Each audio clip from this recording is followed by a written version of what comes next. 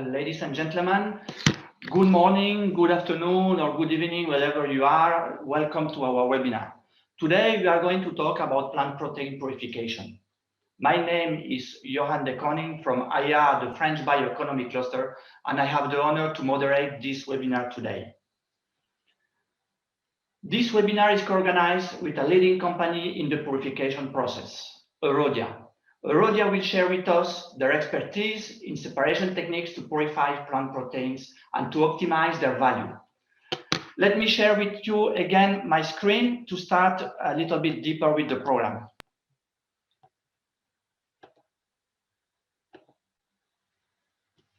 Hope you can see my screen now. Then the title of this webinar today is an optimized combination of separation techniques is key for the purification of plant protein. Eurodia experts on each of the techniques they offer will describe how to implement them to optimize the value of plant proteins. But before starting, for those who don't know us yet, we invite you to watch a small video. There is nothing better than a small video to illustrate our activities. What if our society adopts the bioeconomy? We'll guarantee our food and energy security and our industrial independence. We'll develop economic growth and create secure rurally based jobs. We'll preserve our more sustainable lifestyles over the long term. At IAR, we are convinced that the bioeconomy can meet tomorrow's challenges. But what is the bioeconomy? The bioeconomy encompasses all the activities of production and transformation of biomass, forestry, agriculture and aquaculture for food, industrial and energy production, in concrete applications relating to many areas of our daily life: food and cosmetic products, construction and transport materials, fuels. At the heart and at the service of the bioeconomy, IAR coordinates the stakeholders and acts to promote their innovations, their developments and their growth. Since 2005, we have supported more than 350 innovative projects for a total investment of more than €2 billion across the region. We contribute to bioeconomy strategies at regional, national and European level.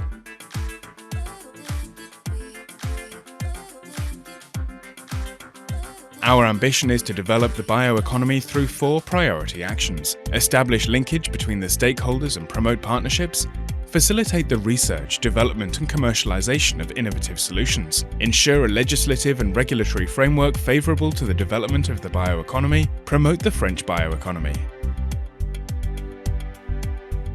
IAR focuses its activities around 5 thematic areas: bioresources, food and feed, bio-based chemistry, bio-based products, and bioenergies.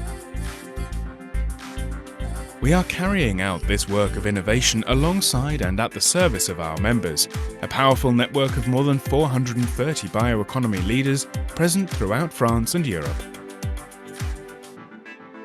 The members of IAR Cluster represent the entire value chain of the bioeconomy, from the primary production to the valorization of bio-based resources. The IAR team, with its 30 bioeconomy experts, is fully engaged towards your service. We offer our members premium services to support them successfully in their innovation and development challenges. We believe in the bioeconomy, a collective, sustainable and responsible project. IAR is now the leader of the bioeconomy in France and in Europe. Join us to make the bioeconomy the economy of tomorrow. Well, should you be interested in organizing a webinar like this one with us, please contact me. Our webinars are tailor-made and we adapt the concept to your needs. I would like as well to remember you, that our international event dedicated to key enabling technology to turn biomass into high-value molecule has started already. The video on demand is ongoing and you still have 2 weeks to discover 35 innovative technologies, 15 startups, 3 innovation tours and 3 workshops. It really looks like the Netflix of the bioeconomy during this month of March. Next week, we propose a full week of digital face-to-face meeting And from March 16 till March 18, our exhibition area will open with more than 40 exhibitors. And we propose as well 3 live sessions, one on March 16, one on March 17, and one on March 18. Our networking chats and other networking activities will be full ongoing, let's say, from March 16 till March 18. There is still time to join, to meet our 500 registered participants and to enjoy our program during the next 2 weeks. Now it's time to start with the program today. After the introduction, where Dominique Payat and Zouhair Moeli are going to make us an overview of the global market for plant proteins, Florence Lutin is going to make a feedback on Eurodia's experience with milk protein extraction and purification and its analogy with plant proteins. She will focus on how to select the most eco-efficient process to optimize the value of your proteins. Then we will continue with Marie and Marie-Ève. They will describe how to define an efficient purification and fractionation process to achieve your objectives. At the end of this webinar, we will organize as well with all the speakers a panel discussion so they can reply to all the questions you have posted. So don't be shy, post your question, and please use the Q&A tab and not the chat for your questions.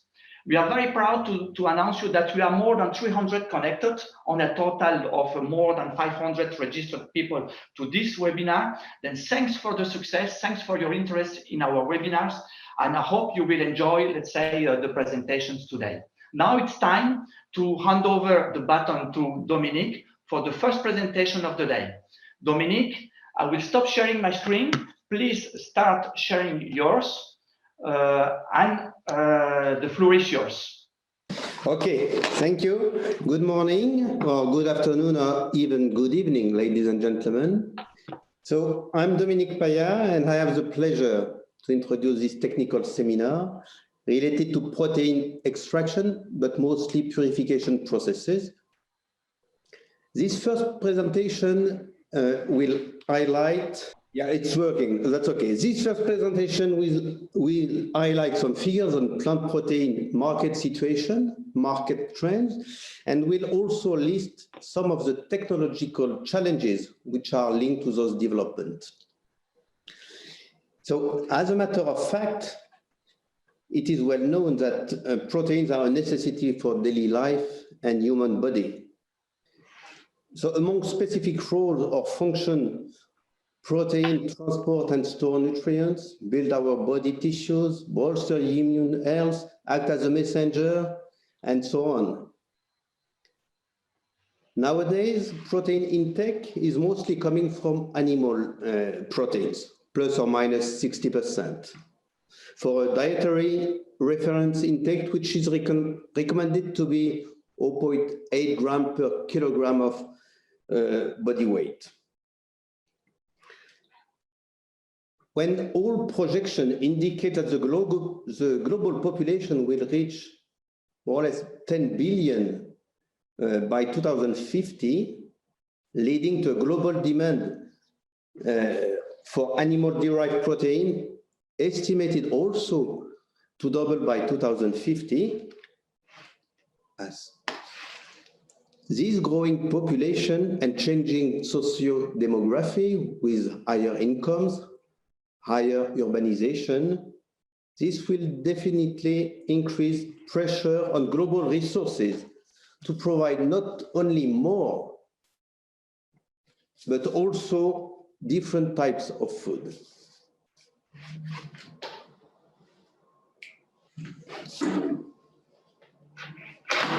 If we consider that you need more or less 5 kilograms of plant protein to get 1 kilogram of animal protein, you can easily imagine that this will result in concerns for sustainability and food safety.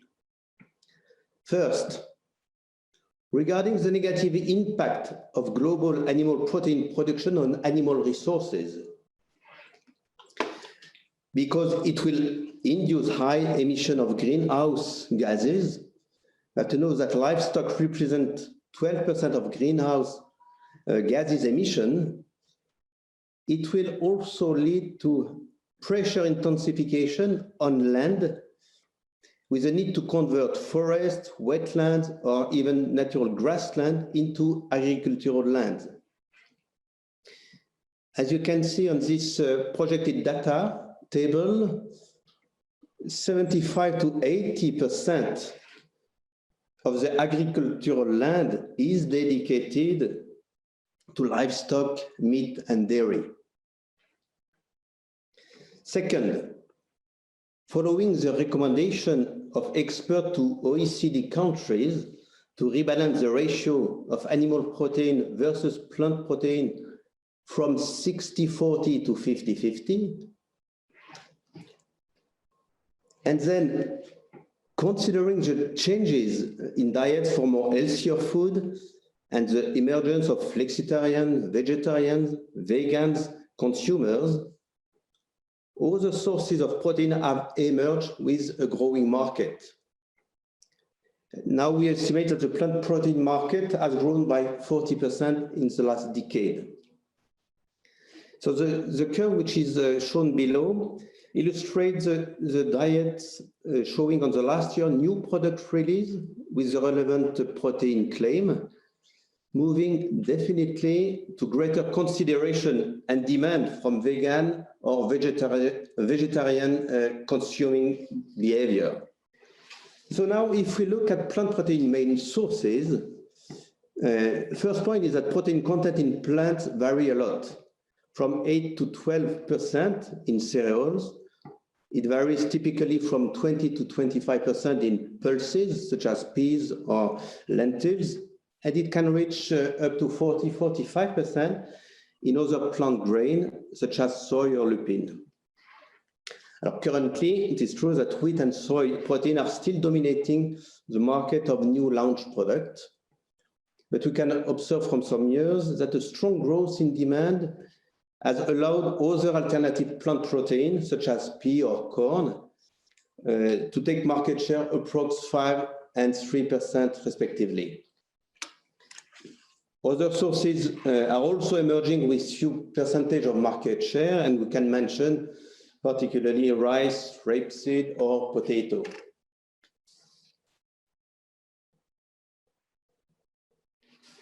Oh.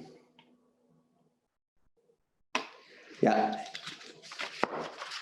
In the recent year, plant protein market has moved from an emerging opportunity to a significant and real business.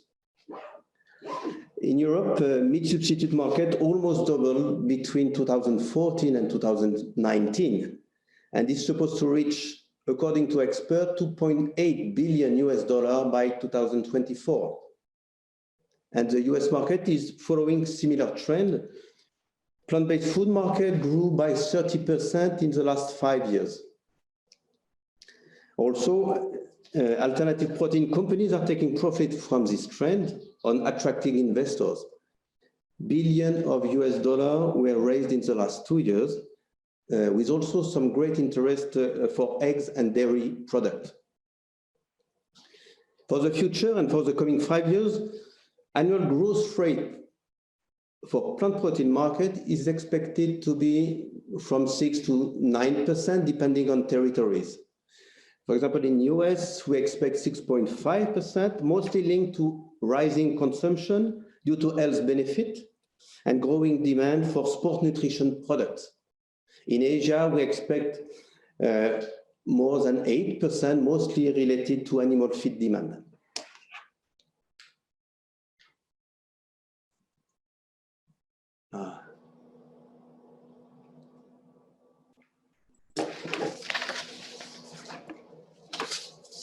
So in the past, because of lack of plant protein-based food option, vegan and vegetarians were often less picky about product, accepting bland taste, so texture. Today, new consumers such as flexitarian are used to high-quality food choices, and as a result, plant-based products are being held to higher standards. So, therefore, in order to accompany and satisfy those new market opportunities with high-quality standards expectation, we shall be facing some technical and scientific challenges in terms of research and development, but also processes improvement. So besides the agronomic and genetic research to get access to higher and sustainable protein yields, there is a huge and promising work to be continued to improve plant protein performances from the viewpoint of their organoleptic, functional and nutritional properties. Process-wise, new challenges also have been already identified to propose milder processes that would preserve functionalities of protein, to propose solutions which will help controlling bacteria development and possibly help removing problem of bad taste and smell. Also to propose integrated process solutions that will enhance valorization of plant protein co-products. Those co-products basically represent the highest dry matter fraction containing sugars, starches, oil, etc. This is for sure not an exhaustive list of the offered or existing challenges. To conclude on this, we shall stress, and I would like to stress, the willingness of Eurodia to contribute to this successful growth of the plant protein market.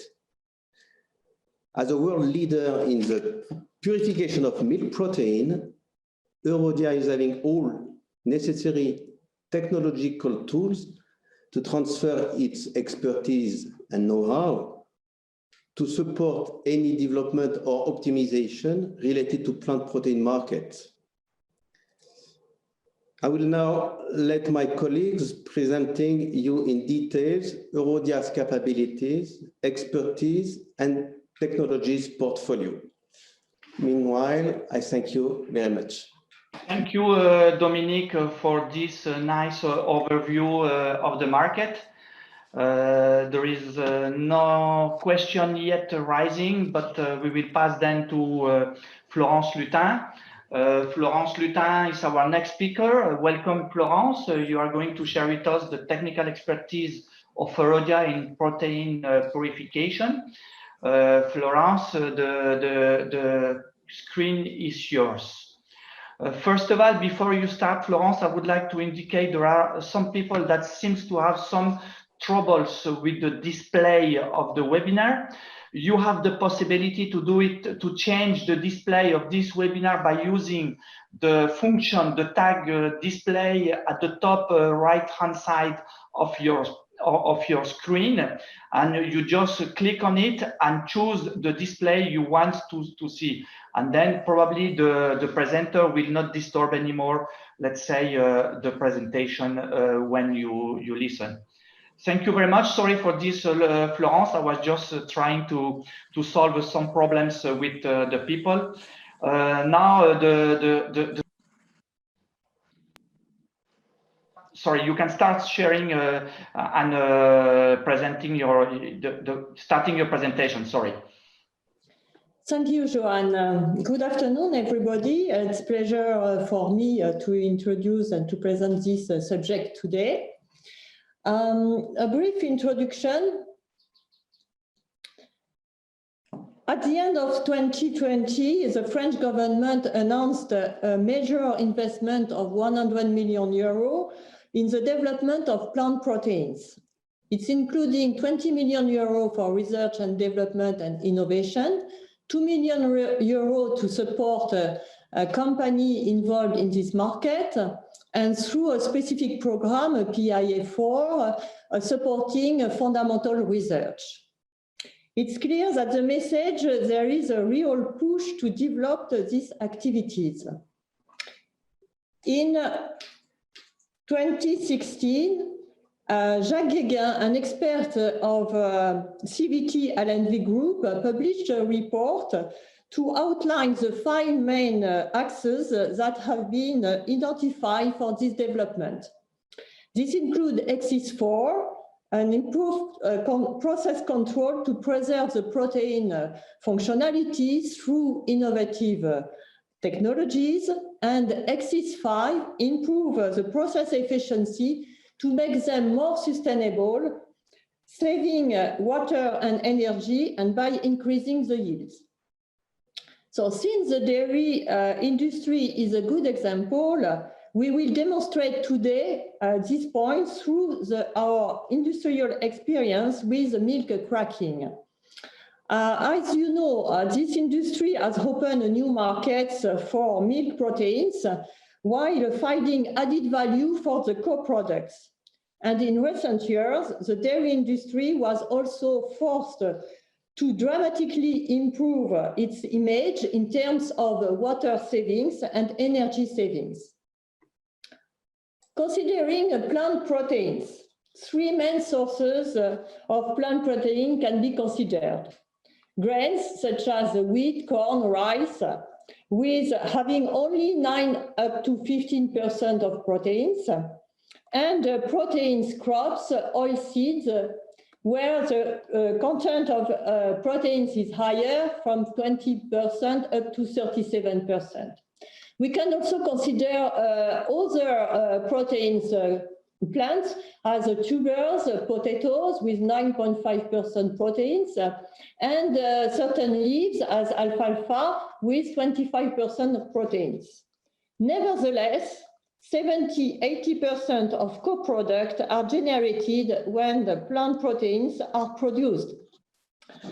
So plant proteins can classified in 4 large families according their solubilities as defined by the Osborne classification. And on this graph, like milk for pea and soy bean, globulins are the majority, between 60 up to 90% of total proteins. When compared to milk, the property of pea and soy globulins to precipitate at pH 4.5 is similar to caseins. So they also have the same isoelectric point. So as a result, the process to produce plant protein isolates is based on this property. And it's the reason why we will be mainly focused this presentation on pea and soy proteins and their co-products.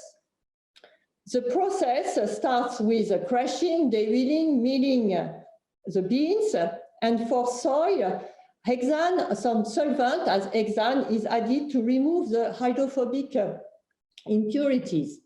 Then the resulting flour is solubilized with water to produce milk. Milk contains proteins, sugars, fibers, minerals, and others. For soy and beans, the solubility of a few impurities is increased by addition of base, followed by acidification to precipitate the globulins. And protein concentrate has a purity of 70–80%, and to reach isolate, the purity should be over than 85%. But for these reasons of acidification and basification, it's clear that the result product always contains an extra salt, a result of this neutralization. Let's now look at the similarity between cow's milk and plant milk, which correspond to the soluble fraction from crops. Before starting any process development, a very thorough characterization of the feed product is required. So the following slides will help us to compare.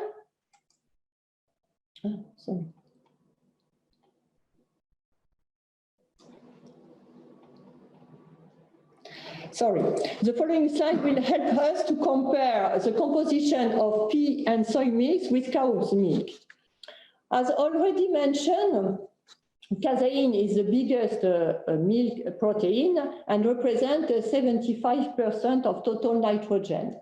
And after precipitation, the soluble fraction becomes the whey with 12% of soluble proteins, and the measure percentage of is sugars with lactose, 74%, and only lactose, this is a DP2, and some ash.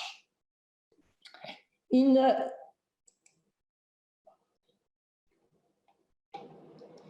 soy and peas milk, the proportion of globulins is similar to casein and represents 70%.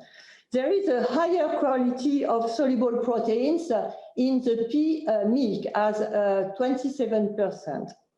The sugar proportion of soy whey,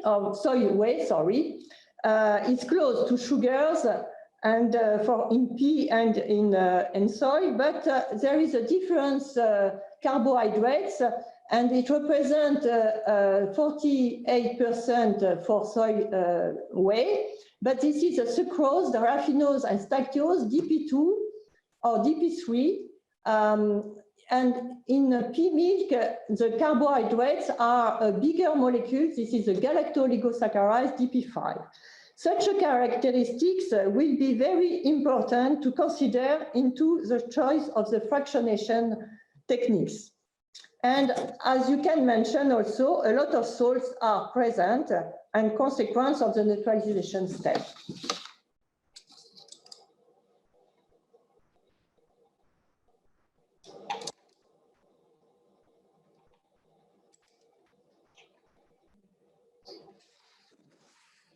This slide summarizes the milk cracking process.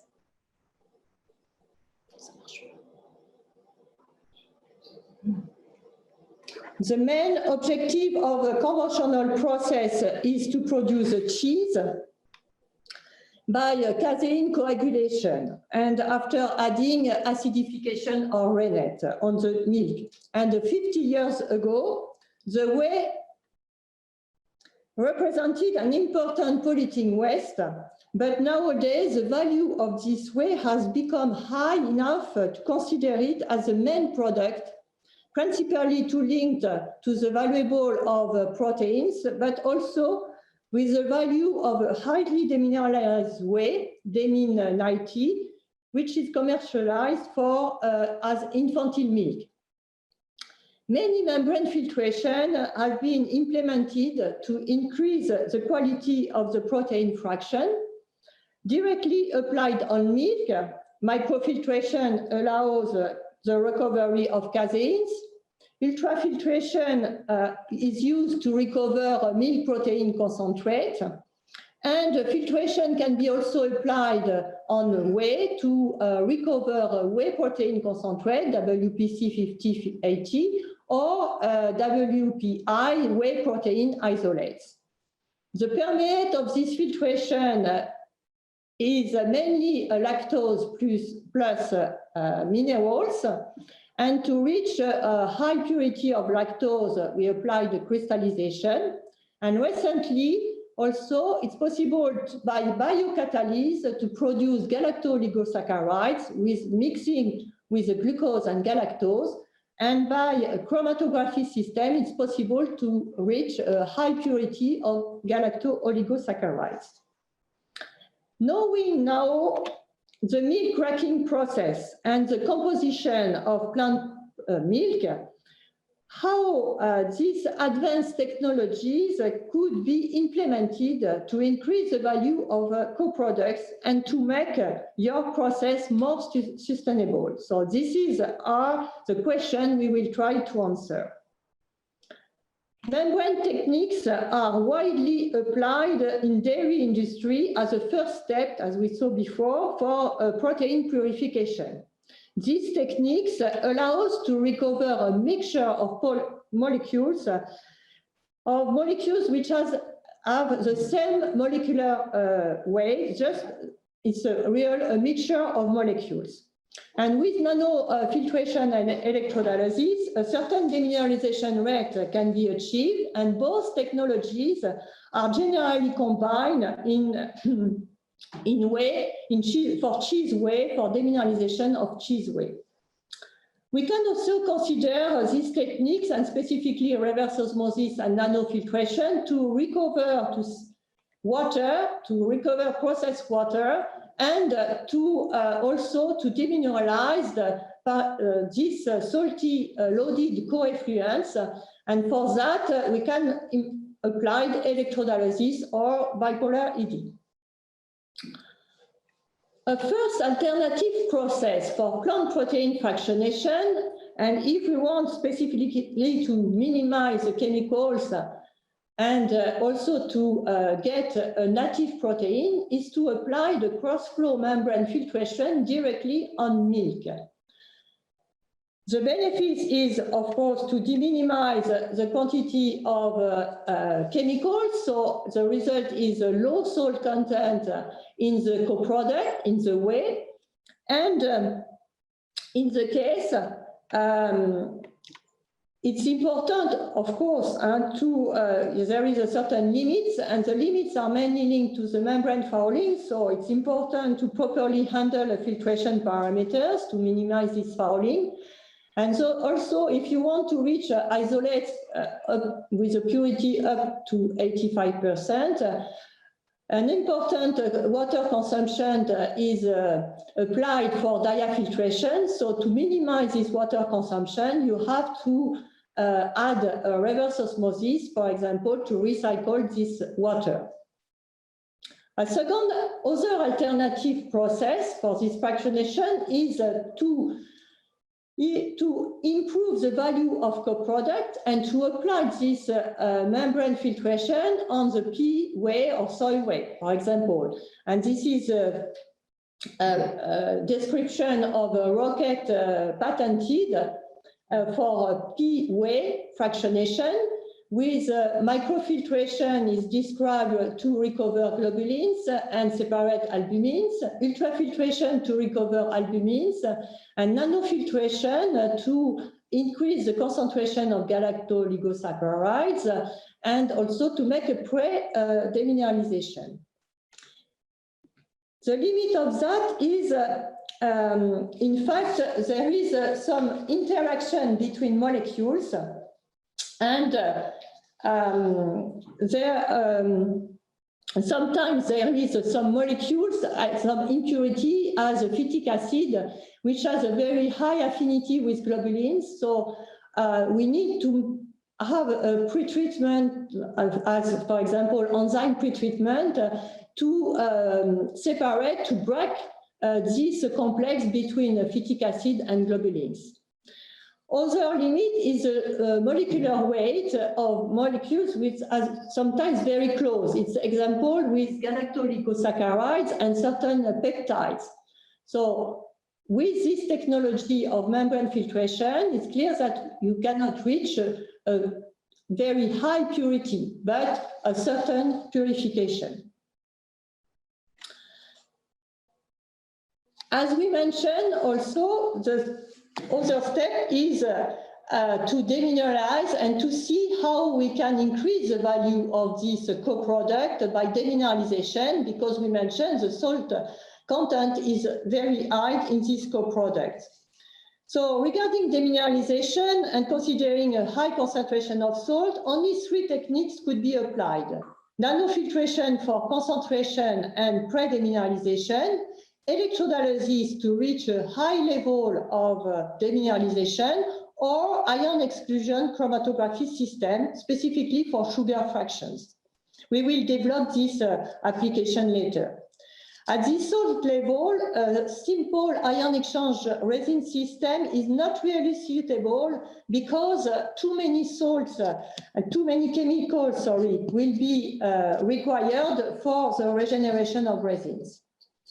So several applications of electrodialysis have been studied and can be mentioned. One is electrodialysis applied for the permeate of ultrafiltration of soy whey to demineralize a sugar fraction after pre-concentration with reverse osmosis. Several other examples can be mentioned. For example, ED applied for pea whey, soluble phase from potato starch extraction, or water lentils, or steep water. This experience has shown a practical limit to the demineralization. Beyond 60%, the production rate decreases significantly, even though the conductivity or the salt content is remaining high. And the integration of a pretreatment step is needed. This is exactly that we did in Milk Way, and to increase the demineralization up to 90%. Sometimes we need to apply a pretreatment to increase this value. As described before, a chemical acidification is applied for protein coagulation. To improve the sustainability of this process, a different type of electrodialysis can be introduced. This is the bipolar electrodialysis. It can be very helpful to avoid the use of chemicals for acidification and basification. If applied to the proteins fraction, the advantage is to remove cations to get a certain demineralization rates and replace the cations by protons to decrease the pH at a very accurate value. An example for soy milk will be presented. We can imagine also working directly with the milk, but bipolar ED is most suitable, applicable when working on the soluble proteins fraction. And we have experience, for example, with the globulin from cheese whey. Another field of investigation should be to apply this technology to stop enzyme reaction, for example, by pH adjustment. But to obtain molecules with a high purity, other separation techniques must be applied. And this is the case of ion exchange resin system or ion exclusion chromatography or chromatography with specific resins. Ion exchange resin systems are widely used for demineralization in liquids, which the concentration of salt is a few grams per liter, and the size of organic molecule is small.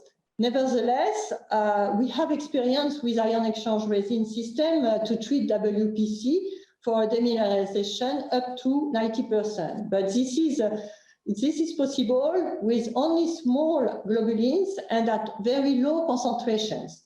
Otherwise, the risk of precipitation is high. Adsorbent is a specific resins also are very well known and helpful for recovery of polyphenols, for example. And it may be beneficial to consider more selective resins. And as an example, Mitsubishi Chemical has developed specific carriers on supports to retain the target proteins. Two examples will be presented in the following presentation. The limits remain the same if there is a strong interaction between molecules. This separation techniques, ion exclusion chromatography, is also well known in sugar and starch industry, and it allows to remove a salt from a concentrated sugar solution or to separate galactoligosaccharides from a mix with galactose and glucose monosaccharides.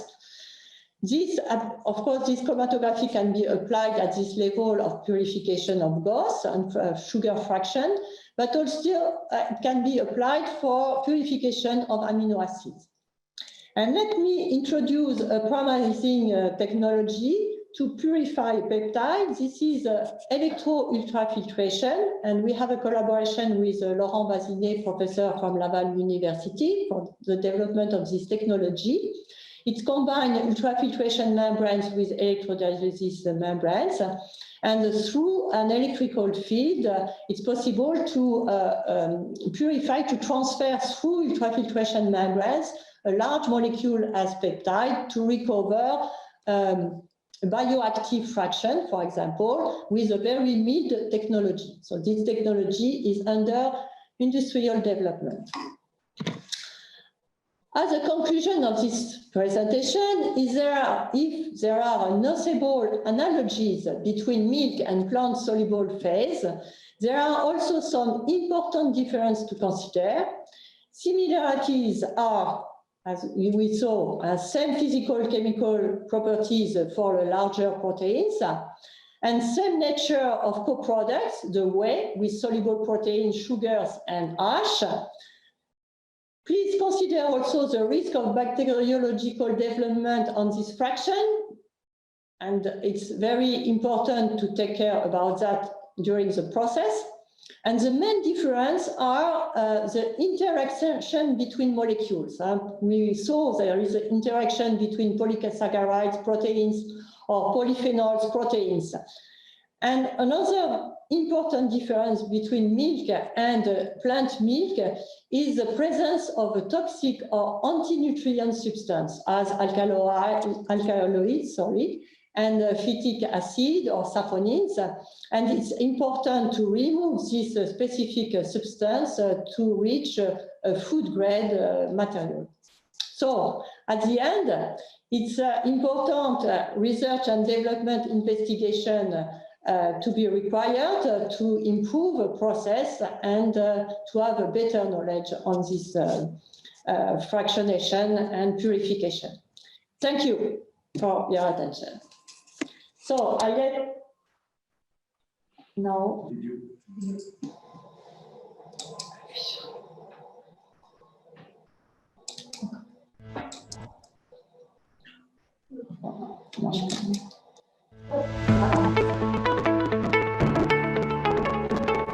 Maîtriser la purification de liquides, c'est un enjeu vital pour l'industrie mondiale. Sans cette maîtrise, c'est un produit essentiel de notre quotidien pour tout simplement pas exister. Par exemple, une grande partie.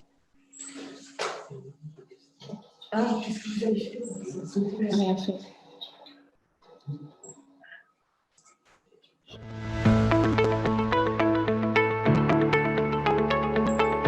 Maîtriser la purification des liquides, c'est un enjeu vital pour l'industrie mondiale. Sans cette maîtrise, certains produits essentiels de notre quotidien ne pourraient tout simplement pas exister. Par exemple, une grande partie des industries agroalimentaires ont besoin de purifier des liquides et les secteurs de la transition écologique et énergétique également, comme la valorisation de la biomasse pour faire des plastiques biodégradables ou la production de lithium à destination des batteries électriques de voitures ou de téléphones. L'exigence des industriels de ces secteurs, c'est d'obtenir des fluides purifiés de la plus haute qualité, au meilleur coût énergétique et au plus faible impact environnemental possible. C'est exactement cette question qui nous est posée en permanence chez Eurodia et notre métier, c'est d'y répondre à chaque fois avec des solutions process industrielles sur mesure pour chacun de nos clients. Nous maîtrisons 3 types de technologies de purification: l'électrodialyse, les résines échangeuses d'ions et la filtration membranaire. Nous développons partout dans le monde des solutions process sur mesure qui combinent ces technologies et pour lesquelles nous investissons en permanence en recherche et développement.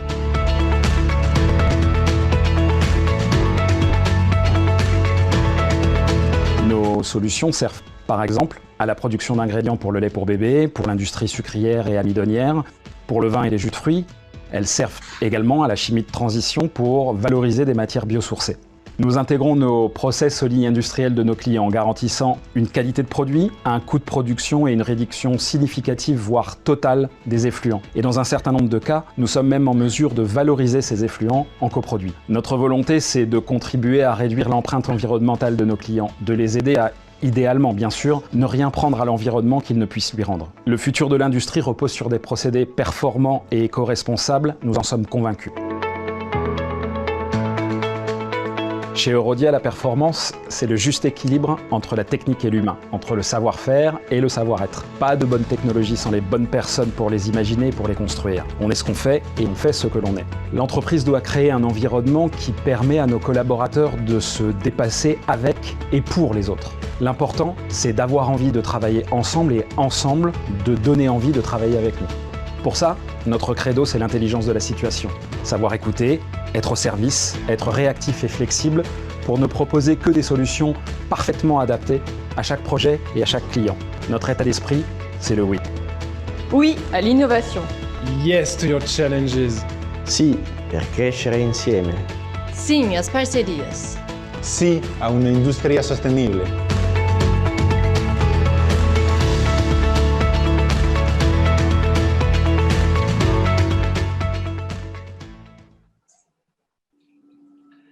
Thank you, Florence. Thank you for this nice presentation, very technical presentation, and for this beautiful illustration of Rhodia's capabilities and expertise. We are very sorry for the quality of the film, of the small movie. Unfortunately, the flu today, the network today is not working very well south of France. We did all the trials yesterday. Everything was working perfectly, but that's the problems with the live sessions like today, and we work with that, and this is live, in fact. Now we are going to go to the next, to move to the next presentation, and we are going to proceed with the presentation of different separation techniques. It's my pleasure to introduce you, Marie Chauve. Marie is going to present us two interesting separation techniques: the membrane filtration and the chromatography. Marie, you're welcome to start your presentation right now. Thank you. Thank you, Johan. First of all, we are very sorry for the quality of the video, but you will be able to see the video very soon in the LinkedIn page of Rhodia. So now I will talk a little bit more in details about membrane filtration and chromatography, which are two techniques that can be used for the fractionation of plant protein.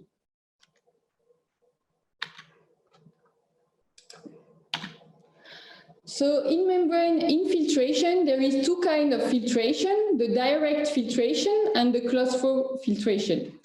In case of direct filtration, the feed arrives perpendicularly to a filter, and the molecule who have a pore size bigger than the filter will be blocked by the filter and will form a cake, and the smaller molecule will go through the filter to the permeate. This process is a non-continuous process because you need to periodically remove the cake, and it's generally a manual removing that is necessary, so you will need more operators to operate this kind of filtration. Even if at the beginning of the process you have a high permeate flow rate, the permeate flow rate will decrease quickly with the formation of the cake, and you will have an average permeate flow rate not so good. Here, when we talk about membrane filtration, we are talking about cross-flow filtration. In this filtration, the feed direction and the membrane are parallel, and the membrane will block the big molecules and the small molecules will go through the permeate. In this case, it's a totally continuous process. You just need to stop your process if you want to make some cleaning in place. It can be fully automatic. And after a small period of stabilization, you can have a very stable flow rate during a longer time. So membrane filtration was developed in different range, from microfiltration to reverse osmosis. So if we start with the tighter membrane, you have the reverse osmosis membrane. The reverse osmosis membrane is very tight and will retain all the molecule, and just water will be able to go through the membrane. Then you have the nanofiltration membrane, where the size of the pore are around 1 nanometer. And the nanofiltration membrane will let pass through the membrane the ions, the small sugar, and some amino acids. More open, you have the ultrafiltration membrane, which the size is between 10 nanometer and 100 nanometer. And the ultrafiltration membrane is generally used to retain the big proteins, such as the casein, and to let pass the soluble protein. And finally, you have the microfiltration membrane, where the size pore is around 1 micrometer. And this microfiltration membrane will retain the suspended solid, will retain the bacteria, so it can be used for sterilization, and will retain also the colloids. Membrane filtration can be used in cascade. So in this example presented in the slide, you have different steps of filtration. So the first step of microfiltration aims retaining the suspended solids and will let pass all the other molecules. Then in our example, the ultrafiltration is used to concentrate the big proteins and to let pass the sugar and the other molecules. In this case, the ultrafiltration is used for concentration, but also for separation, and you can have an enrichment of the protein fraction. In the following step, the nanofiltration, we will be able to make some demineralization and to concentration. So the sugar, the big sugar can stay in the retentate and the salt will go to the permeate. And finally, we can have a step of reverse osmosis to concentrate the salt and to recover water that can be used for diafiltration in the other step.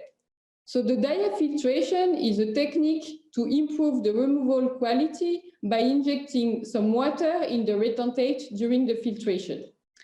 So filtration can be used for concentration, for purification, for separation, and also for water recovery. It exists two main membrane families, the organic membrane and the ceramic membrane. First, organic membrane are polymeric-based membrane that can work up to 40 bar and up to 50-55 degrees. These membranes are suitable to treat product with a pH between 2 and 12. The big advantage of organic membrane is the high range of pore size available from microfiltration to reverse osmosis, a high kind of geometry available, and a lower cost compared to ceramic membrane.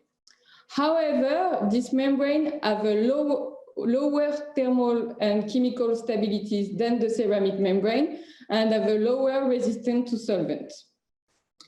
The ceramic membrane are made of metal oxide and they can work up to 10 bars and to 150 degrees. Their main advantages is the thermal stability, the chemical stability, and the solvent resistance. They have also a higher cost than the organic membrane, and they are just available for microfiltration and ultrafiltration, and there is no small pore size for ceramic membrane. Membrane filtration has some limitation, and today we will talk mainly on two limitations. The first one is the membrane choice. There is very poor modeling capabilities, and choosing a membrane for a process needs trials. So developing a process based with membrane will be more time consuming than developing process modelized, such as distillation. And the second limitation of membrane filtration is the fouling. It exists different kinds of fouling. We have the inorganic fouling, the organic fouling, the scaling, which is the precipitation of ions on the membrane, which can happen during pH change, or the biofouling, which is caused by the growth of microbiological growth on the membrane. Generally, we can solve the problem of fouling by using cleaning in place. So we use acid cleaning to remove the scarring, and we use alkaline cleaning to remove the organic fouling. But we need to find a good balance between the production time and the cleaning frequency. In Eurodia, we have some design tool to design your membrane filtration system. First of all, we need to well characterize the product to know exactly what impurities we need to remove. Then we have some small pilots that can be used with few liters of product in order to make a membrane screening and to determine the cutoff of the membrane. In the next step, we go to bigger pilot trials to validate the selectivity of the membrane, to evaluate the permeate flow rate, and to study the concentration factor. This kind of trial, we need around 100 liters of product. And finally, before going to the industrial design and to have the CapEx, OpEx, and process guarantees, we do a last step of trials, generally on site, to study the membrane aging and to evaluate more deeply the fouling and to optimize the CIP. Just one example to illustrate the use of filtration in case of plant protein. So in this example, we will discuss about the use of ultrafiltration to recover protein from a pea whey.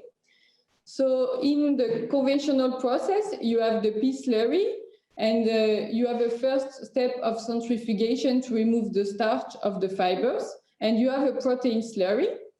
You make, as Florent described before, a precipitation of the protein to have a protein curd that can be dried to have a protein powder, which is your main valuable product.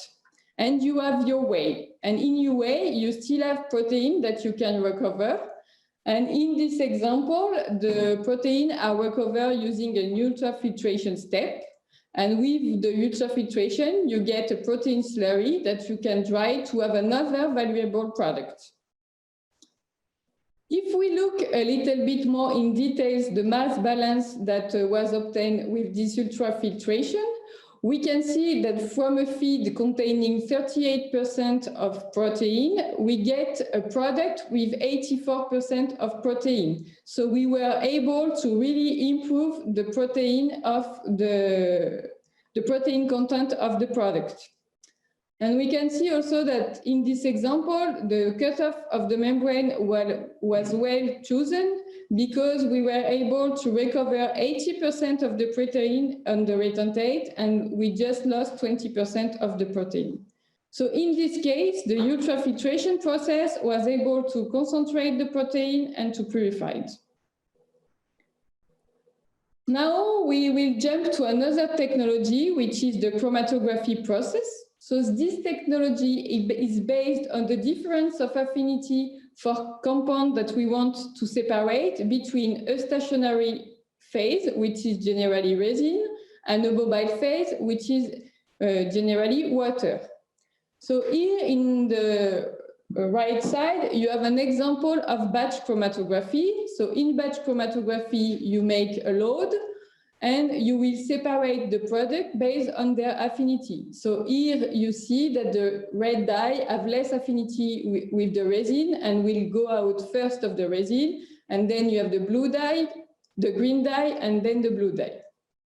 So the mechanisms that are used for chromatography is the size exclusion, the ion exclusion, or the ligand substitution. But in this process is a batch process. How we can pass from the batch process to a continuous process? So in the continuous process, we simulate a countercurrent movement of the medium in order to separate the compound. So you have a fun example of the chromatography. So here you have the feed who arrived in your conveyor belt. And you can see that the turtle have higher affinity with the resin, so we'll go to the left, and the rabbit have a lower affinity and will go to the right, and with the movement of the conveyor belt, we will be able to separate the two products. Industrially, we use our patented SAC chromatography for specialized advanced chromatography process. In this case, the countercurrent movement that we have seen in the slide before is provided by a sequence movement of input and of output of the chromatography. And you have a circulation flow which ensures the movement of the separation profile. And all this technique aims to make the process continuous. Chromatography is not just a theory, it's really an industrial process which is used mainly in sugar industry for fructose glucose separation, purification or demineralization of sugar, polyol, organic acid, and separation of monomer and polymers. Here we will detail 2 examples that can be used for protein in a protein plant industry. We have seen with Florence that there is a lot of sugar and salt which can be recovered in a way of plant protein way. And here we will present an example to recover sugar in a classical way, milk way. So the mechanism of this separation is ion exclusion. And in the graph, you have the chromatography profile that we can obtain from a pulse test that we do in our lab. So you have the evolution of the concentration at the function of the BV, and you can see that first you have a peak of salt and then you have a peak of sugar. So that means that with chromatography, we will be able to separate salt and sugar. Another example that can be also applied for wave treatment in the term of sugar purification is the separation of long chain sugar and small chain sugar. In this example, we want to separate on one side the galacto-oligosaccharides and the lactose, and on the other side the DP1, which are the glucose and the galactose. And in this case, the mechanism for the separation is different from the last example, is a size exclusion mechanism.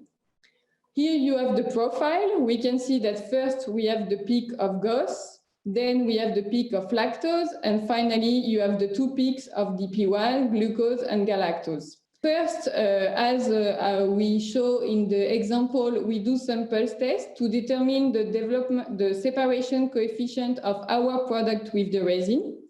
Then we are able to make a simulation to get a first mass balance and to determine the operating parameter for the pilot trials. And the next step is the pilot trials. Generally, we run around 1 month to validate the operating parameter and to optimize them and to confirm the mass balance. And finally, we have the industrial scale with the process guarantee and the CAPEX and OPEX. So I hope you have understand well the filtration and the chromatography, and I will let the floor to Marie-Ève to explain electrodialysis and ion exchange resin.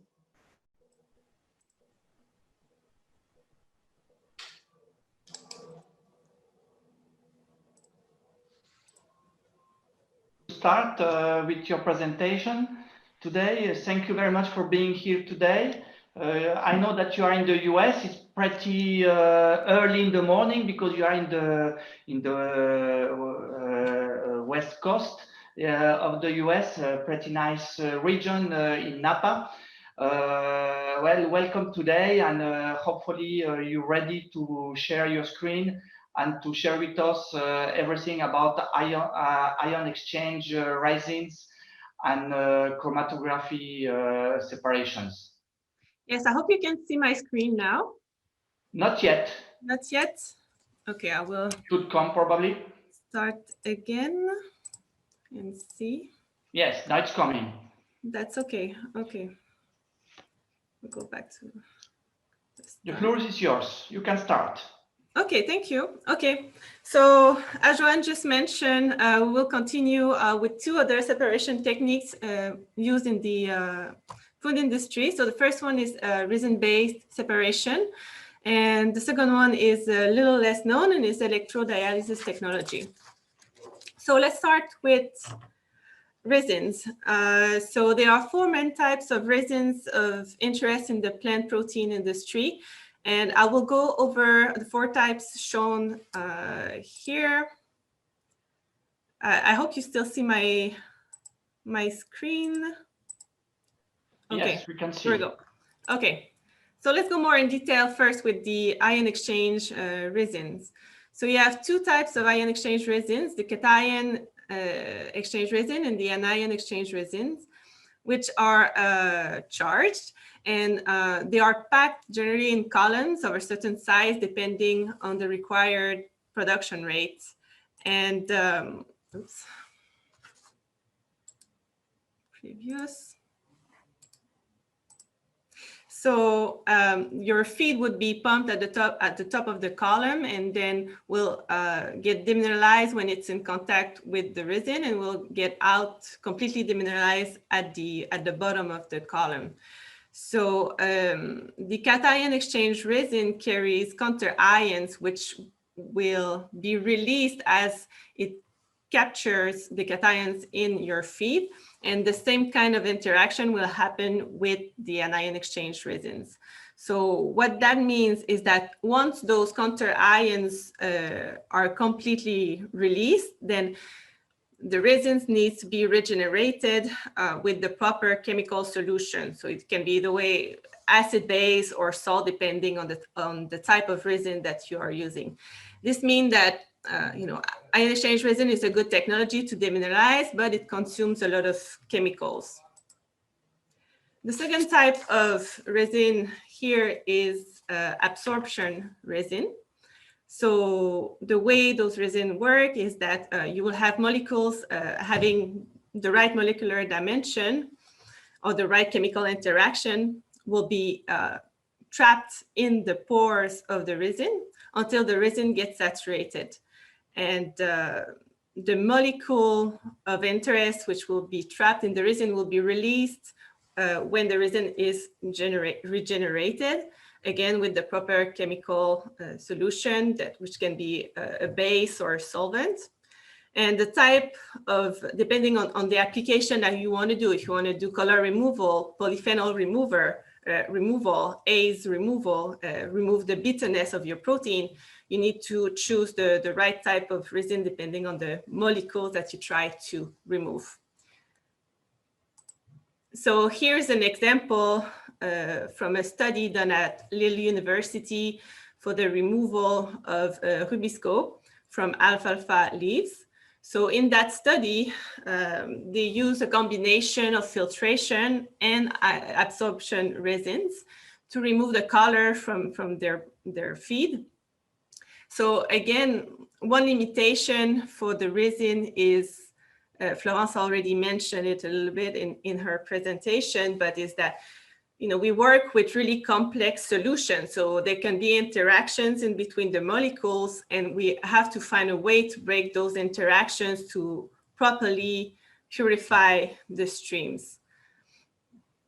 So it can be with enzymatic reaction or other things. So here they use a first step of purification of ultrafiltration, and then they continued the purification using an absorption resin. And then the last step of the last type of resin that I'll be talking about is the carrier resin. Those resins carry a ligand that is specific to the molecule of interest that you want to purify. So different ligands can be used depending on the purification objective, and the molecules that are released following the molecules that are binding to the ligand will be then released by using the proper solution, which will change the ionic force and the interaction between the protein and the ligand. And one example here can be found in the AVB patent, where they use this technology, the carrier resin, in an absorption chromatography type of process to purify potato isolate. So that can be found in the literature. And again, as Mary mentioned already in her presentation, at Eurosia and Amerita, we have all the tools to do the first screening of resin to try to reach your purity targets. And then once we find the right resin for your process, we have all the tools to do the industrial development. So now let's move on with electrodialysis, which is a little less known in the food industry. So that electrodialysis is a little bit like a plate and frame heat exchanger, But instead of having metal plates, you would have permeable membranes that are separated and mechanically supported by spacers. Those spacers will allow liquids to circulate between each pair of membranes. And you will have, in between a pair of electrodes, you would have multiple cells. And then a cell is composed of 2 membranes in general and 2 spacers. So you will have 2 loops in that cell. One loop that we call the diluate loop, whereas this is where normally your liquid or your feed would flow through. And over time, the salt will be extracted from your feed and recovered in the adjacent loop, which is the concentrate loop. So you can find different kinds of membranes in the market that can be used in an electrodialysis stack. And the selection of the right membranes depend on the application. And you have 3 main types of ion exchange membranes. You have cation exchange, anion exchange, and bipolar membrane. So the cation exchange membrane carries negatively charged and will allow only the cations to go through, and all the anions will be blocked by that membranes. In the anion exchange membrane is the contrary. So you have positively charged graft to the membrane, and it will allow only the anion to go through and will reject all the cations. And then you have another type of membrane. I will come back to that type of membrane a little later. You can find also selective or non-selective membranes. By that, I mean that some membranes will allow only monovalent to go through and will retain the multivalent in your feed.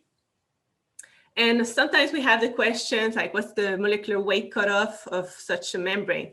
And this is not like a filtration membrane. There's not really a specific molecular weight cutoff, but in general, most molecules that are charged and that has a molecular weight under 150 to 100 Dalton will go through. So ions, minerals, really small organic acids.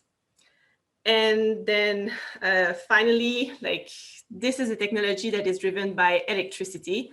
So which can process liquids only.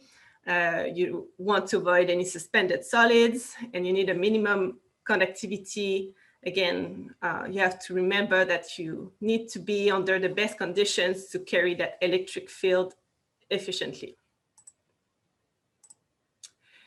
So just to show you here real quick what happened when you apply an electric field to an electrodialysis stack. So this is a figure for a conventional electrodialysis stack. So when you apply an electric field, what's going to happen is that the cation will move across the cation exchange membranes because they try to go all the way to the cathode. However, they will be blocked by the following membrane, which is an anion exchange membrane. So they will get trapped in that concentrate or brine compartments. And on the other side, it's the same thing. The anion will try to move towards the anode, but they will get stuck in that brine compartment and then just interact with the cations that moved from the other compartments. So over time, your solution will get demineralized and all the small ionized molecules will concentrate in the brine or concentrate compartment. So now let's move on with the bipolar membrane. So a bipolar membrane is like a sandwich of an anion and a cation membrane. And when an electric field is applied, water from the treated solution will diffuse at the interface of the two membranes. So the water splits into H plus and OH minus to decrease the resistance to the electric field. So the generated ions will diffuse through their respective membrane layers. So here you will have the H plus diffusing through the cation exchange layer, and then the OH minus will diffuse through the anion exchange layer. So the consequence of that is that any solution flowing on this side, on the cation side of the membrane, will get acidified over time, and then the solution flowing on the anion exchange membrane side will get basified over time or alkalinized. So here's another figure of a bipolar membrane stack in combination with an anion membrane. So this type of configuration is used mainly to do pH adjustment. So what happens when you apply an electric field to such a stack is that your bipolar will generate those OH minus and those H pluses. And similarly, you'll have all the small anions from your solution moving across your anion exchange membrane and get recovered in the acid loop. So you would have two main loops here. You have your feed here that will get deacidified over time, and then you will recover an acid loop, which, by the way, can be recovered in other steps in your process if you need at some point some dilute acid at other point in your process.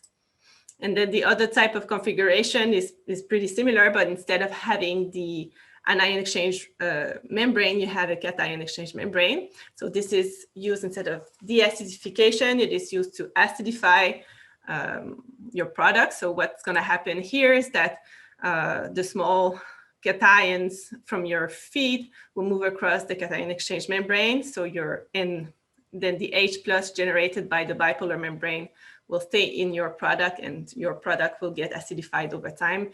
And at the same time, you will generate a base solution on the other side of the membrane. So this is used again to do pH standardization, acidification, but can also be used to do enzymatic control. So as for any other technologies, there's some limitation to electrodialysis. As I mentioned before, it is a technology that is electrically driven. So the first key word for that technology is conductivity. So you need to have conductivity at all times to carry the current. Another key word is solubility. So any compound at any moment must stay soluble to avoid precipitation. So if you start acidifying your stack in the bipolar membrane electrodialysis, you want to stay above the pI of your protein, for example, because you don't want to have your protein starting to precipitate in the stack. And then again, another word that is important to remember is the viscosity. This technology is used a lot in the sugar industry. So all the sugars that you don't really know what to do with, and that is charged with a lot of minerals and salts, can be demineralized with electrodialysis. But sometimes those solutions are really concentrated. So it can be an advantage here to dilute a little bit more to gain more conductivity so that the technology is efficient. And most membranes available currently at the industrial scale on the market are polymeric based. So you have to avoid any solvent, oxidizer, because it can affect the structure of the membrane. And also you cannot use very high temperature. The limit most of the time is 60 degrees C or 140 degrees Fahrenheit. So one interesting study that has been done to give you just an example of an application, it has been done with Extractist in collaboration with Eurodia. And this was for the use of conventional electrodialysis for the demineralization of soy milk. So when it is used alone, they were able to remove about 24% of the minerals from their stream. However, by applying a pretreatment to their soy milk, they were able to remove 79% of the minerals. So again, it's just coming back again to the point where there are interaction between the minerals, the proteins, and other compounds of most of the feed in this industry. So you have to understand what's going on and try to figure out ways to break the interactions to be able to have better purification. And then here's an example with the bipolar membrane electrodialysis that was used. Again, it was a study done by Extractis, again, in collaboration with Eurodia.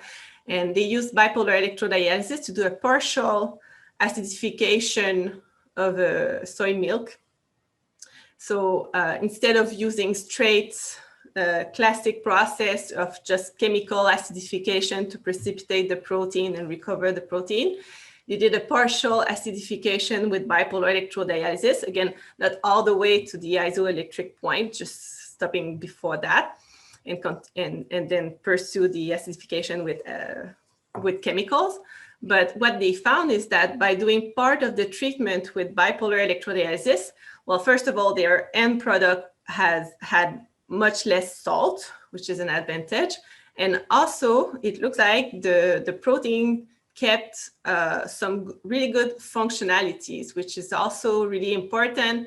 You know, we know that the milk industry is trying to prove how better the proteins from the dairy industry are regarding functionality, but it's not a fair comparison when the processes are not exactly the same. So here it's really interesting to see that the foaming stability was much better. And then once again, Eurodia and Ameridia have all the equipment to do a first evaluation at lab scale with 2 liters volumes of feed to see if the technology can be applied for your process. And then we have also demo scale equipment that can be shipped to the customer site, so we can work on site directly with fresh product to continue the evaluation of the technology. And then we use the data generated from those 2 steps to do the industrial scale process. And that's it. Thank you for your attention. I will stop the sharing. Thank you, Marie-Ève. Very nice presentation, very complete. And I would like to thank all the speakers from Eurodia for the pretty good picture we got on Eurodia's expertise in purification. It is now time for the panel discussions. Then maybe Marie-Ève, you can stop sharing your presentation for the moment. Yeah, I'm not sharing anymore. This is, okay, then I don't know how you want to proceed, Marie, with the panel discussions. Maybe, Johan, we have prepared a small conclusion, 3 slides of conclusion, and after we can go to the panel discussion. Okay, then we go directly to the conclusion with Florence Lutin. Florence, please come back on the floor to make the conclusion concerning, let's say, all what has been said on milk protein purification toward plant-based proteins. And the floor is yours, Florence.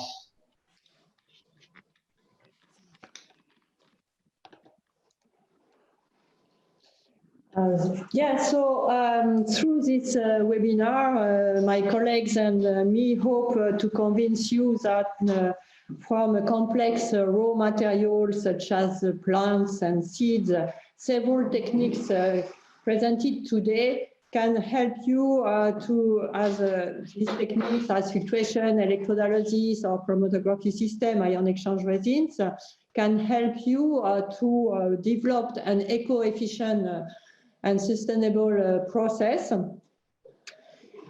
that it was done in dairy industry. Eurodia has the capability, as we presented you, to support in your development, first with the research and development division to determine the proof of concept through lab test or pilot test. Our process division to size the equipment and to calculate mass balance and the OPEX. Our engineering team to properly manufacture the equipment and with a specific design to avoid any microbiological development. This is a real key of success in food industry and specifically in dairy or probably in plant proteins industry. And the commercial team to provide you with the most effective CapEx and OpEx. So you are the producer, you have a good knowledge about your feed product, specifically the functionality of end products to preserve its value and also how to integrate the value of co-product. And the process supplier, as Eurodia, has a good knowledge of technology limits, how to combine each technique to provide a cost-effective process. So let's combine our strengths to succeed in this development. Thank you very much for this webinar. Thank you. And we are open for the question now.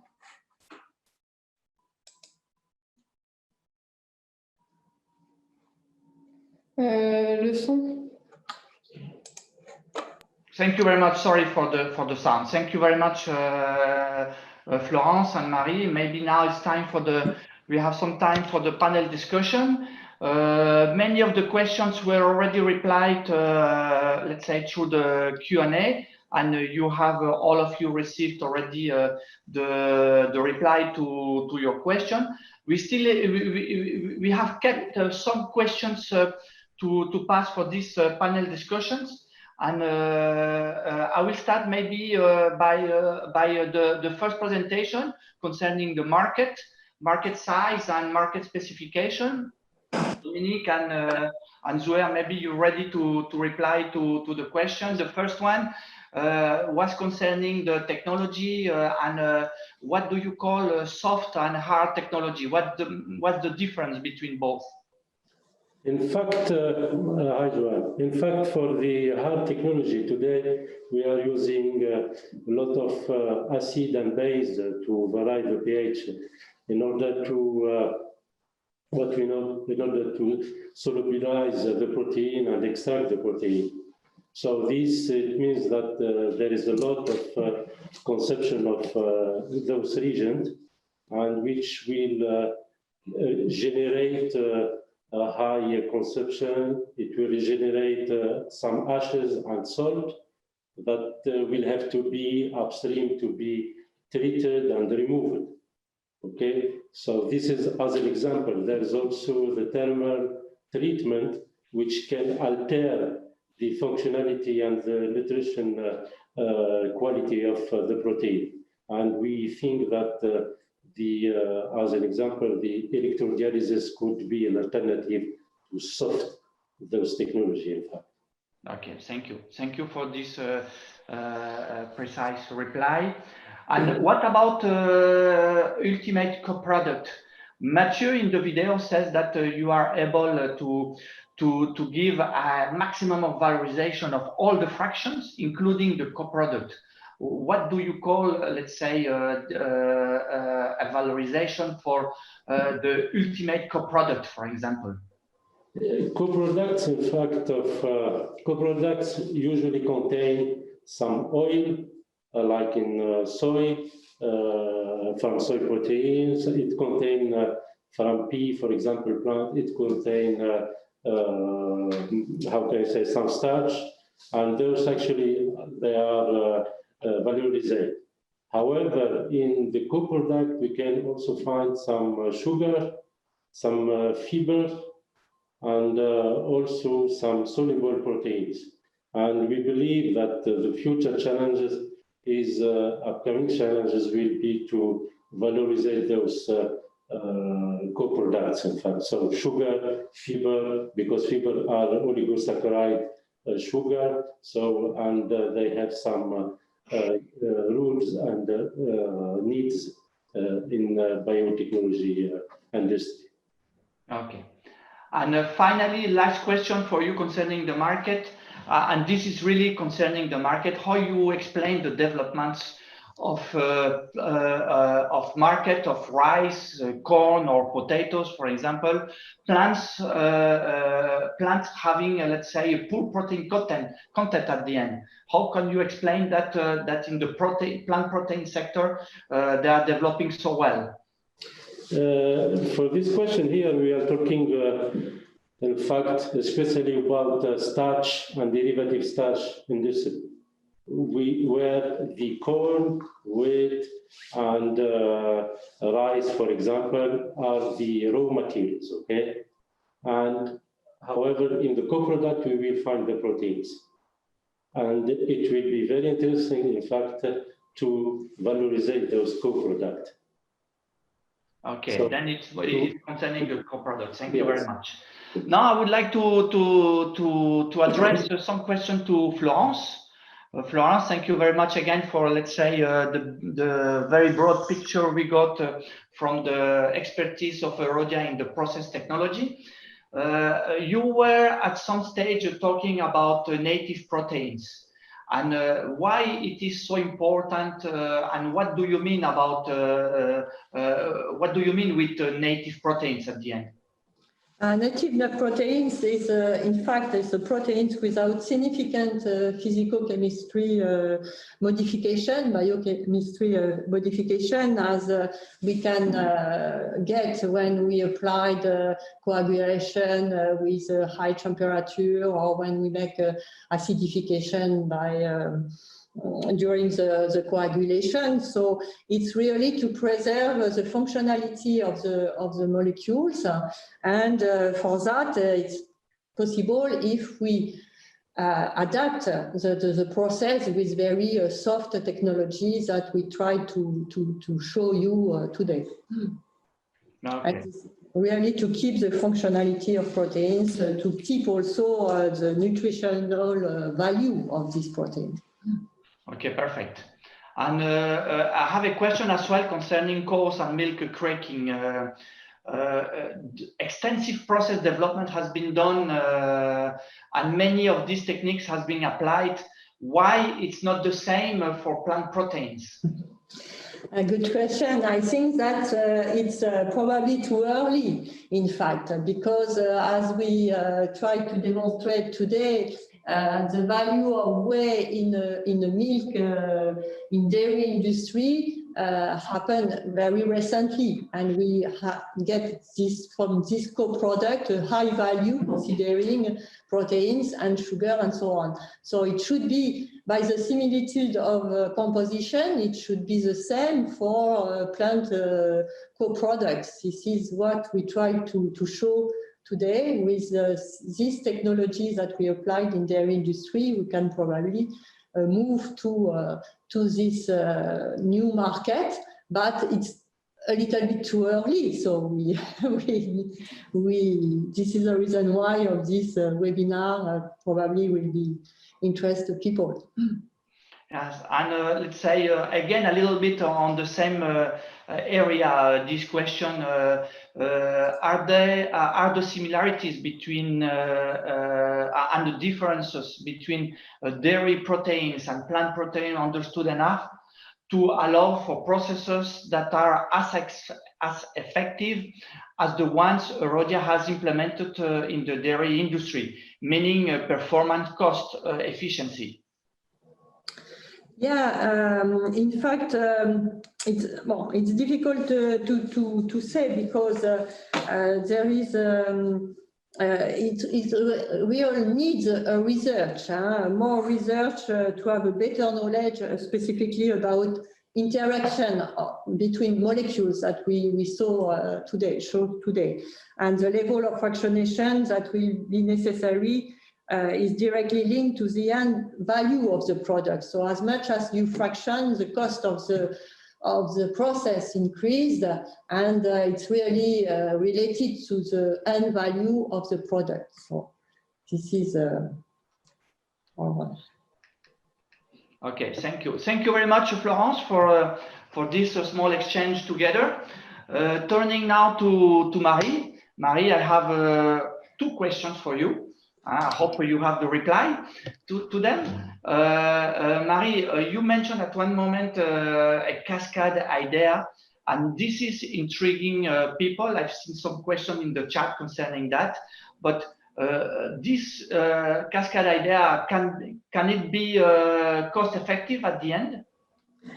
Yeah, it's a very interesting question. We have seen in the presentation of Florence that the cascade of filtration was used in dairy industry for the whey. And in dairy industry, you can use ultrafiltration and then nanofiltration. And it really depends on the valorization of the co-product that you will have. So it's very important to integrate from the beginning of the study of the process for the fractionation, but also the study of the application to find the value of the product that you will generate. Okay. And concerning the ceramic membranes and organic membranes, can you maybe give some industrial examples of their use? Yes, so 2 examples maybe also from the dairy industry. So ceramic membranes are used for the microfiltration of the milk. And it's an interesting alternative for the pasteurization. So because the ceramic microfiltration membrane, which are able to retain the bacteria. And another example for organic membrane is the demineralization of whey that can be done with a nanofiltration organic membrane. Okay. Thank you, Marie, for this nice explanation. Marie-Ève, now it's your turn, like the others, of course. And I have 3 questions for you, actually. The first one, what is the normal protein yield for electrodialysis? Yes. So typically what we see throughout our experience in the industrial scale, but also at the lab scale, is that the protein recovery is much higher than filtration because we have less caking. However, it's not 100% because again, you can have some interaction between the membranes and small peptides, small proteins, which are charged, but definitely we see that we have a higher yield with electrodialysis compared to filtration. Okay, thank you. And again, concerning the electrodialysis, can the flavor change by using electrodialysis technology at the end? Yeah, well, it depends on what kind of electrodialysis, but for conventional, for sure, you're going to be desalting, so you will remove the saltiness of your feed. Regarding bipolar membrane electrodialysis, by changing the pH, you can have some small change in flavors. We saw that mostly in the juice industry, specifically with deacidification. You know, by removing some of those organic acid, you can come up with a much more sweet taste of the product, even though you don't add any sugar. So there can be some interesting variation. Okay, it has to be taken case by case, I would say, depending on what you're looking for. And what about the chemicals that you are using with that technology that are associated with electrodialysis? Is it pretty much chemical consuming technology or? Yeah, what I mentioned in my presentation, you know, the ion exchange resin needs a lot of chemical because it needs to be regenerated, which is not the case of ion exchange membranes that are used in the electrodialysis stack. So in terms of chemical consumption, you need to CIP, you need to clean, that's for sure. But in general, the electrodialysis consumes less than ion exchange. So that's why in some situations, it's very interesting to combine both technology to do part of the demineralization with electrodialysis. And if you need 100% of demineralization, then you finish with ion exchange. But this way you decrease your chemical consumption quite a bit. Okay, thank you. Thank you, Marie-Ève. Thank you to all the speakers and thank you for all the participants. It is time now to conclude this webinar. I hope you have enjoyed being with us today. Personally, I have learned a lot on plant purification. I would like to thank again Erodia and in particular today's presenters for this partnership.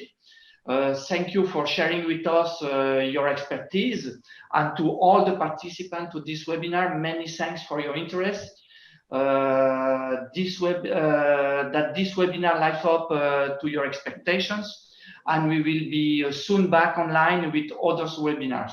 Then, so stay tuned with us, and see you soon. And thank you again. Bye bye. Thank you. Thank you. Thank you. Bye bye. Bye bye. Bye bye.